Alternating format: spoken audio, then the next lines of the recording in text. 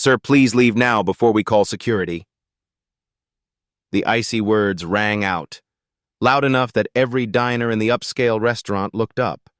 An elderly man trembled at the entrance, soaked through from the rain, clutching his worn military cap, his eyes cast downward as if he wished to disappear. He only wanted a seat. But instead, he received humiliation. No one rose to help him, until a man from the corner table slowly set down his glass and stood. Who was he? And why did that simple act render the entire restaurant silent? The old man stepped inside, his gait unhurried, shoulders heavy with age and the rain that had just drenched him. His thick coat, dark with water, clung to his frail frame. At his feet, mud-caked shoes left smudged prints across the gleaming stone floor. In his right hand, he gripped a faded military cap, trembling. Nothing about him seemed to belong in this lavish setting. Yet his eyes, the only part still clear, surveyed the room tentatively, as if seeking a fleeting refuge. He said nothing, made no demand, but paused at the edge of the dining area, nursing the faint hope of being allowed to sit and shelter from the downpour. Before he could speak, a server's voice rang out, icy as a steel curtain descending. The young man advanced swiftly, his gaze scanning the old man from head to toe with undisguised scrutiny. His youthful face was hardened by judgment, as though the veteran's presence defiled the restaurant's pristine air. "Sir, this is not a place to shelter from the rain," he said in an even yet bone-cold tone. "If you do not leave, we will have to call security." The words fell like a verdict. The old man stepped back, not out of fear, but stunned. His eyes flickered, lashes wet with raindrops and disbelief. He looked down at his mud-spattered shoes as if wishing they might carry him away. His voice emerged so softly it was almost a sigh, too quiet for many to catch. "I just want to sit for a moment." No one responded with sympathy. The server needed neither thought nor listening. He merely dipped his head in polite deference, yet that slight nod felt like a final roadblock. A faint smile curved his lips, even as his words landed frigidly, polished, yet merciless. "I'm sorry. This is an upscale restaurant. We cannot allow you to sit here. It would affect the ambiance and experience of our other guests." Movement stirred around him. Heads turned back. A few patrons raised brows, some cupped hands over murmured whispers. Discomfort rippled silently. No one spoke, yet their eyes and expressions said it all. The old man understood perfectly. No one needed to say outright that he had no place here. The very elegance of the space spoke the judgment for him. He bowed his head, fingers tightening on the cap he held. His gaunt hands gripped it as though clinging to a part of himself. What remained, what defined him, regardless of how they saw him. His gaze no longer held hope, only confusion, solitude, and a silent, painful ache. No one in the restaurant knew his thoughts, yet everyone could see him shrink inward. He did not resist. He did not react. He simply turned to leave. Then came a subtle sound. A chair slid across the stone floor. Quietly, gently, yet with an unusual deliberation. In the tense hush that filled the room, that single note rang out like a stray melody against a monotone backdrop, enough to draw every eye. Everyone looked up. No more whispers, no more diverted gazes, their attention fixed on the source of that sound. Someone had stood. "Don't leave just yet. The best part of the story is still ahead. If these opening moments have made you pause, please hit like and subscribe." It helps us continue to bring you true stories that touch the deepest parts of every human heart. His movements were unhurried, making no loud sound, yet every observer could feel the weight behind each step. His hair cropped neatly, his muscular build and perfectly fitted jacket betraying the unmistakable bearing of a soldier, all conveying the calm of one accustomed to discipline, decisive choices, and moments when words aren't needed for everyone to understand. He said nothing. He simply walked toward the old man, who still stood there, silent in his solitude. The young server immediately stepped forward to block his path, a reflex of the job. But just as he reached out, his gaze froze. The soldier's wrist was revealed, bearing a simple yet powerful tattoo, a trident entwined with an anchor.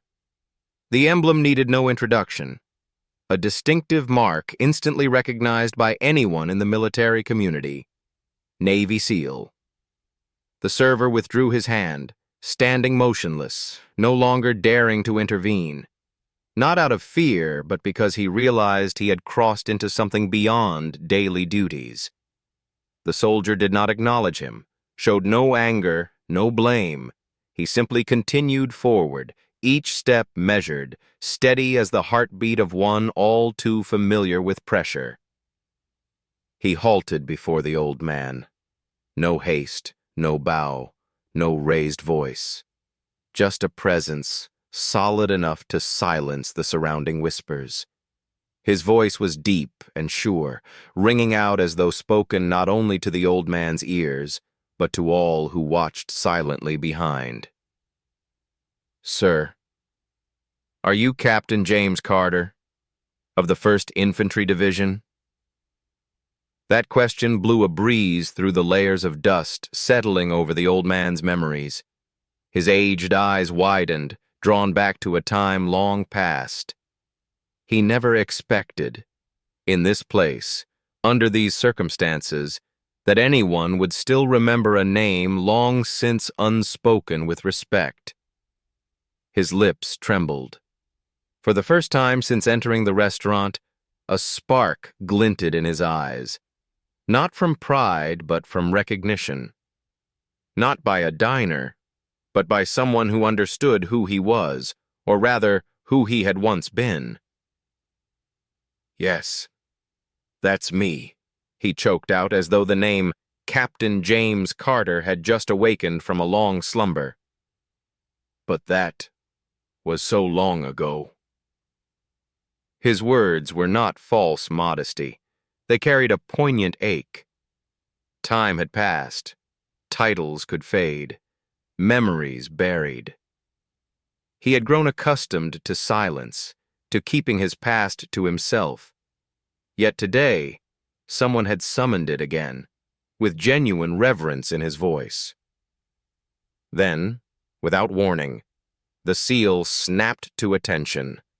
He raised his hand in a crisp, solemn salute, not out of formality, but out of gratitude. No gaze in the restaurant dared look away in that moment. Silence filled the room, yet emotions seemed to rise with every breath. "It is an honor to meet you, sir." Just one sentence. But to the old man, it was a bridge unexpectedly spanning two shores long thought distant, past and present. Years of quiet living, unseen and unremembered. Years he told himself that deeds belonged to all, needing no names.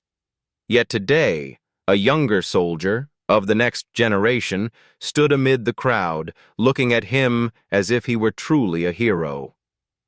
The old man blinked, not to hide tears, but to affirm that he was still alive and that his life still bore meaning, no longer chased away, no longer alone, no longer a stranger in a world that never felt his own. In that instant, everything changed, not with clamor nor calls to action, but through a single act, a single look, and a salute delivered with the utmost respect. One by one, after the first soldier rose, another followed, and then another. Without any call to attention or formal command, each of the 6 men at the corner table stood in turn. They made no clamor, no haste, yet their unified movement drew the restaurant's atmosphere taut, as if every prior sound had merely set the stage for this moment. A heavy silence fell across the room, as though all earlier noises were only prelude to what was unfolding now. These men, strong of build, eyes sharp, faces marked by experience, now advanced together toward the elderly gentleman still standing in stunned solitude. Each step bore the weight of reverence, as if approaching a living monument. No one spoke for an instant. The entire dining area seemed to freeze in that shared pause. Then, one among them, a tall figure with calm eyes, spoke softly. His voice was neither loud nor harsh, but it carried full authority, demanding attention. "He's not going anywhere," he said, his tone warm yet unwavering. "He will dine with us." This was no ordinary invitation, nor a permission asked. It was a declaration, an unshakable affirmation born not of rank, but of character. The young server who had earlier intervened stood nearby, still reeling. He watched the soldiers encircle the old man, his face paling in confusion. He stammered, I didn't know who he was." That question escaped him like an excuse, an attempt to save face, to justify his earlier coldness. But no explanation was needed. One of the soldiers answered quietly, yet with unmistakable weight, "Because you never asked." No one demanded more. No blame was cast. Only a truth laid bare, as clear as daylight. And then they acted. Without discussion, they simply knew what to do. One knelt to steady the old man's arm, another pulled out a chair, one spread a napkin, and another summoned the waiter for another order. Every gesture was gentle, precise, as though they had performed this ritual hundreds of times, welcoming not a lonely elderly stranger, but a leader returning home from a campaign. The old man could hardly react in time. Everything had unfolded too quickly, too unexpectedly. His heart constricted with a strange emotion. Not mere sentiment, but something deeper, as if in that fleeting moment he realized he was no longer forgotten. That years he thought lost to oblivion were now remembered, cherished by people who had never marched beside him, yet still understood who he was. Step by step, they guided him to the table, not as a guest, but as family returned home after a long journey. Each action took place in solemn silence, like a ritual needing no announcement. A chair was drawn close. He was gently encouraged to sit. A hand rested lightly on his shoulder in a wordless embrace. A napkin was spread before him, symbolizing unconditional welcome. At other tables, no one resumed their meal. A middle-aged man slowly set aside his chopsticks, gazing into the distance. A young woman by the window turned away, brushing a tear she had not even felt coming.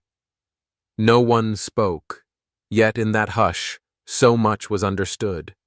The entire restaurant bore witness to something sacred, something words could not convey, only hearts could feel. And in that moment, all distinctions dissolved. No one was the elite patron or the wandering stranger.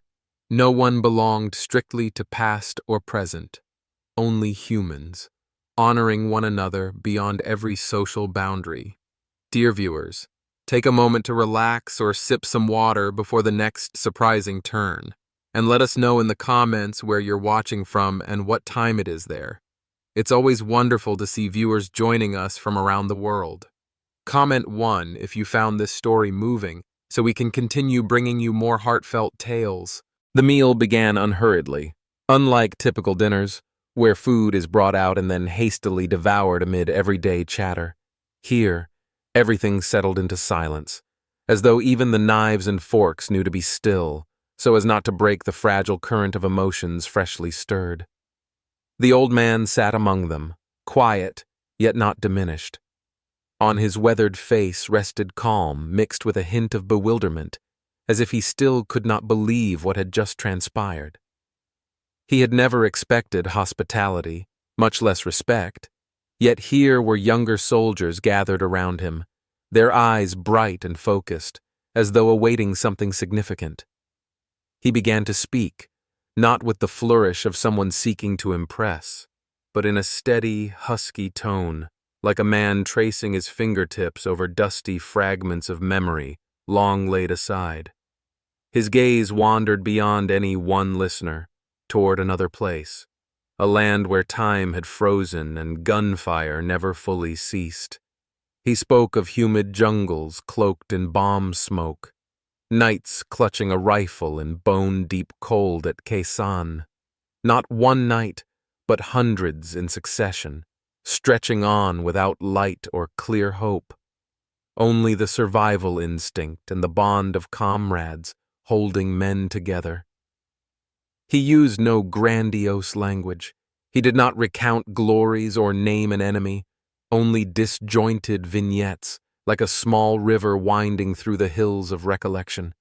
The friend who fell at his side, blood mingling with wet earth, and all he could do was hold that body until dawn, then press on, because pausing was not an option.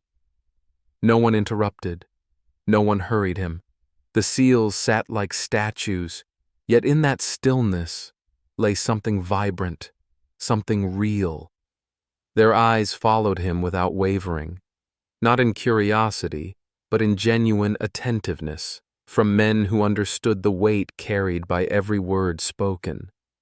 At times, he paused, not from emotion, but as if dredging deeper into memories colored by time.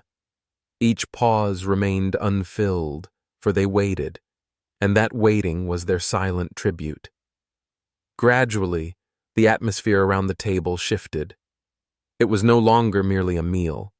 It became a meeting of two generations, one who had traversed war, bearing heavy untold memories, and those now in service, carrying the torch forward, yet yearning to understand what came before them. Then, without warning, something unforeseen occurred. Each man, without prompt or signal, bowed his head. Not because this gentleman was a legend, not because he bore any lofty title upon the wall, but because they understood, deep within their hearts, that they sat beside a man carrying pain and loss. They were only beginning to grasp that no matter how elite their training, they stood on the shoulders of men like him, men who paved the way with blood, with loss, with silent sacrifices never shared. In that moment, no one was superior or subordinate. No one was guest or host. There were only soldiers, seated together, listening, and truly understanding. A veteran, once thought forgotten, heard his own voice resonate for the first time in years among those who understood it. And he was answered not with applause, but with a reverent silence. Midway through the meal, as the air settled around the stories just shared, the restaurant manager appeared. He approached without haste, yet his hesitation was plain to see. His suit was crisply pressed, his tie perfectly knotted, but his face had lost its customary confidence. Perhaps he, too, had heard whispers from the staff about what had transpired, about the elderly gentleman seated at the table's center, about how this restaurant had nearly cast aside something sacred merely because of a weathered appearance. As he drew near, his gaze did not sweep the room, but paused on the silver-haired man, the very man who had just recounted endless nights at Kaysan, of comrades whose names now lived only on stone. The manager dipped his head slightly, a gesture half respect, half shame. His voice was low, striving to maintain professional composure. "Captain Carter, it is our great honor to serve you this evening. Please allow us to offer this meal as our sincere token of gratitude." His words rang out into the hush. They felt like an attempt at reconciliation, not entirely hollow, yet undeniably awkward. Still, they were spoken with heartfelt intent. Captain Carter regarded the manager. His eyes were calm, holding no blame, no anger, only the weary look of a man who has lived long enough to know when kindness springs from the heart and when it is given to cover a shameful act. He shook his head slowly. No raised voice, no fervent gestures, just a deliberate shake meant to return the manager's generosity to its rightful place. "I do not need a free meal," he said, his voice rough, more to himself than as a reply. "I only needed a place to wait out the rain." A few seconds after his words fell, the entire restaurant seemed to hold its breath. Diners who had earlier glanced at him with suspicion now looked again, but this time without prejudice, without distance. Only a profound, poignant silence. One of the SEALs quietly slid his chair closer to the captain, his gaze fixed on the manager as if to engrave every coming word into memory. "He's not begging for charity," he said, his voice low and resolute, never raised, yet rolling through the room like a bell struck at the heart. "He deserves this." Not content with that, another young SEAL, apparently the quietest of the group, spoke in measured, unwavering tones, as if each word had been weighed long before it left his lips. "In fact, we should be the ones paying to sit with him." That statement was not mere flattery. It was not praise or admiration. It was a simple, unassailable truth that everyone sensed but none dared voice. And now that it was spoken, the room was plunged into clarity. No one at any table lifted a utensil. No forks clinked against plates.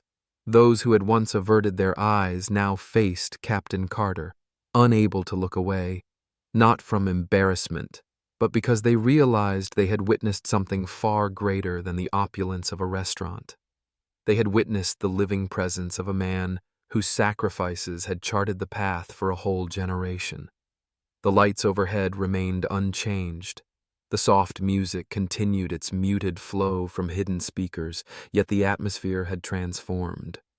From tension to reverence, from indifference to respect. And amid it all, Captain Carter sat quietly, his expression unreadable.